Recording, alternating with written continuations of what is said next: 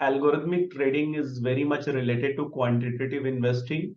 And algorithm is basically a specific set of instruction given to a machine to perform the task in an automated manner. So when we want to buy and sell, the whole buy and sell will be executed by a machine through a well-defined instruction. And when we say algorithmic trading as per SEBI, the algorithm itself should uh, take care of the buy and sell transactions. So it monitors the livestock prices and initiates an order punching when the criteria are met.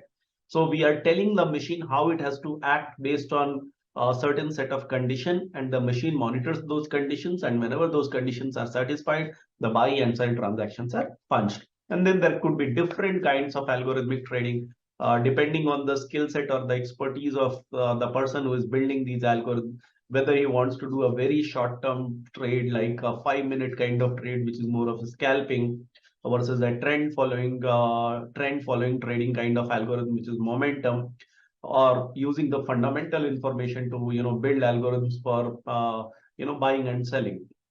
So there are different kinds of algorithms based on time period, the data set used, the domain knowledge, and all of that. Now, why algorithmic trading? So there are certain reasons why we use it. The first and foremost is lower human biases, because whenever we are in an extreme bull market or extreme bear market, ideally everybody says that in every extreme bull market we have to be cautious, and bear market we should go and buy happily. But we end up behaving in the exact opposite way.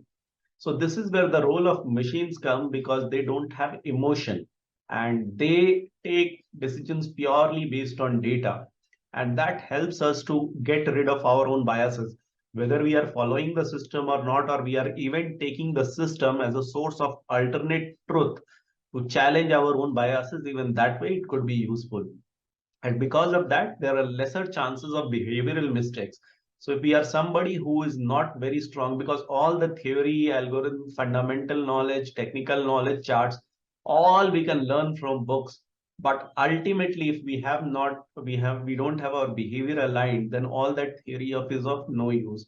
So sometimes when behaviorally we are not that disciplined, again, it becomes a good idea to give up ourselves to the system and let system takes care of everything.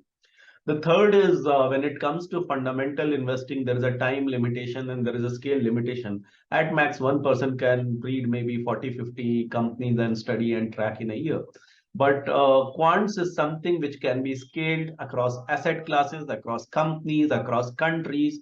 So if one has to build some kind of scalable investing model across multiple asset classes, then quants has an upper hand compared to purely human driven analysis or human driven investing or trading. The fourth is ability to backtest. So we learn out of our experiences, and it takes 5 year, 10 year, one cycle, two cycle, three cycle to get that kind of experience. But data gives us liberty and the ability to go back in time and backtest certain rules and identify patterns and find the probability of success and failures, which can be very rewarding.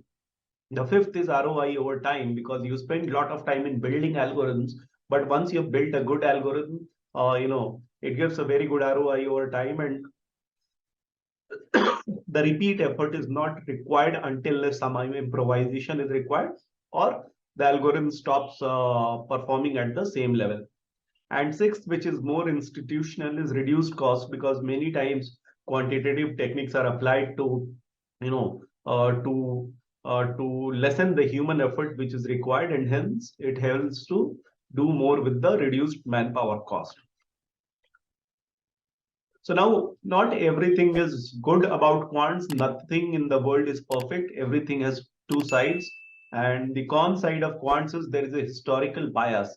So the whole belief is based on data that, if these patterns have worked in the past, if these rules have worked in the past, it is going to work in the future.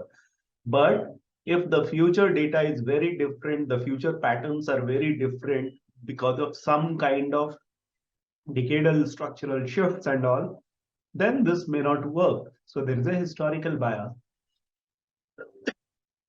Second, there is a need of technology, because algorithms cannot be developed without use of technology.